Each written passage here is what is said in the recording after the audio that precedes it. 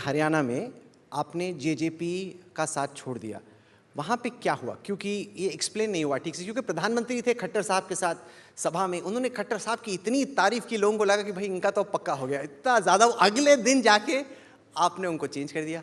बेचारे खट्टर साहब भी सोच रहे थे मैं मानता हूं कि दो इश्यू अलग है। खट्टर साहब का हरियाणा में उपयोग करना या केंद्र में उपयोग करना, और खट्टर साहब कैसे व्यक्ति है। मोदी जी ने कहा खट्टर साहब बहुत पुराने कार्यकर्ता है, हमारे अच्छे नेता है, तो उनका उपयोग तो कहीं पर भी हो सकता है, यहाँ पर भी हो सकता है, हरियाणा में भी हो सकता है। अब बात आप इसका छोटा सा निकाल देते हो कि ये तय होगा कि इनके नेतृत्व में लड़ेंगे या वो ही मुख्यमंत्री रहेंगे, तो आपका दोष है, मैं मानता हूँ। हमारा दोष है सर। देखिए, पत्रकारों को किनारे कीजिए, आपकी पार्टी के भी कुछ लोग यहाँ सभा में सब सुनते हैं कि अमित शाह ने क्या बोला, मेरी तरफ से ठीक से देखा, कैसे किया, वो सब उसी के लिए इंडिकेट करते हैं। आपकी एक आंख से आंख मिल जाए, उसी के लिए कई लोग यहाँ पे आए। उसमें इतना कुछ बोल दिया और अगले दिन जाके उन्हीं, मतलब कैसे बोलूं कि चेंज ही कर दिया। उसी को तो नरेंद्र मोदी कहते हैं।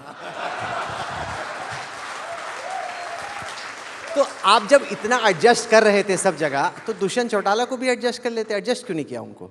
जो जेजेपी पार्टी थी उससे क्यों नहीं एडजस्टमेंट कर पाए? देखिए, हमारा जेजेपी पार्टी से कोई खराब रिश्ता नहीं है, हम झगड़ा कर कर अलग नहीं हुए।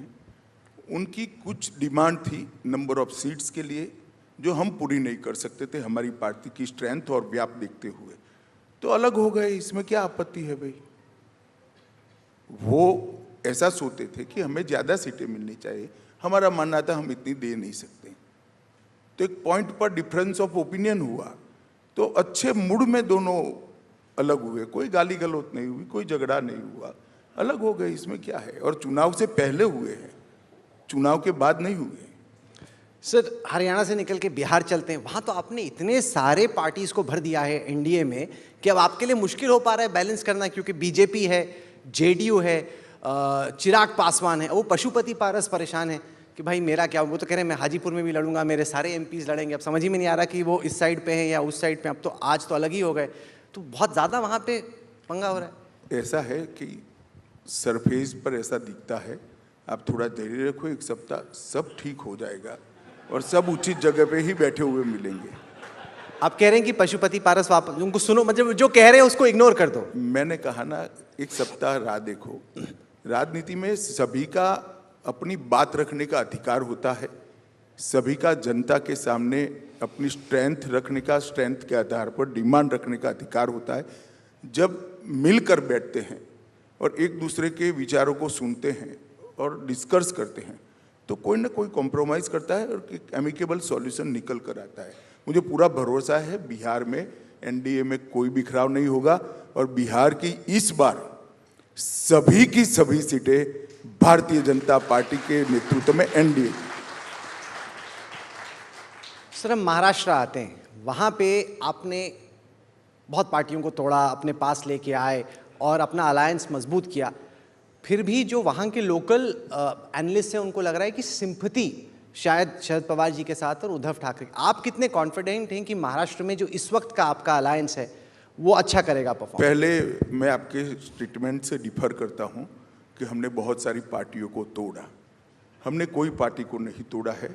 बहुत सारी पार्टी पुत्र पुत्री मोह में टूट गई है।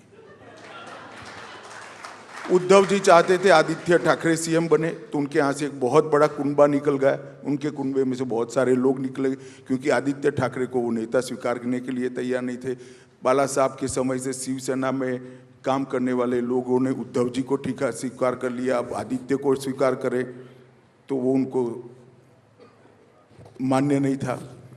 पवार साहब भी अपनी बेटी को नेता बनाना चाहते थे, बहुत सारे लोग इससे सहमत नहीं थे, वो निकले। आप हमने तोड़ा ऐसा मत करो।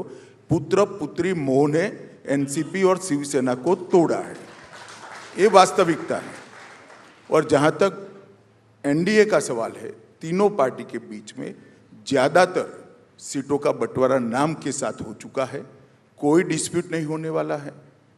और डिस्प्यूट होगा ये मानकर अगर इंडी अलायंस अपना सीट घोषित नहीं करता है तो जल्दी कर दे, यहाँ से कुछ मिलने वाला नहीं है।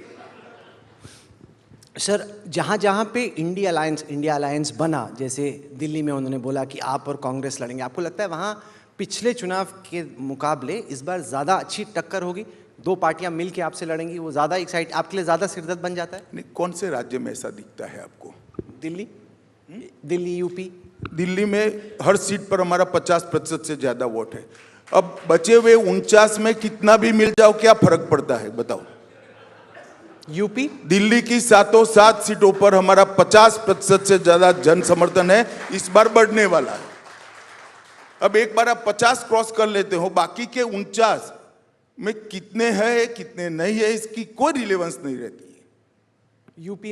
यूपी में भी कोई फर्क नहीं पड़ेगा। लास्ट टाइम तो तीनों थे, 3 में से एक अलग हुआ है। हमारी पोजीशन उल्टी बेटर हुई, आपको गणित को माने तो। लास्ट टाइम बसपा, सपा, चौधरी चरण सिंह की पार्टी, ये सब इकट्ठा थे। ये तो बड़ा स्ट्रॉन्गेस्ट अलायंस था। अभी भी मैं हजारों बार कह चुका हूं, फिर से कहता हूं, पॉलिटिक्स फिजिक्स नहीं है, केमिस्ट्री है। हमेशा 1+1 2 नहीं होता है, कई बार 11 होता है, कई बार 1+1 0 भी हो जाता है।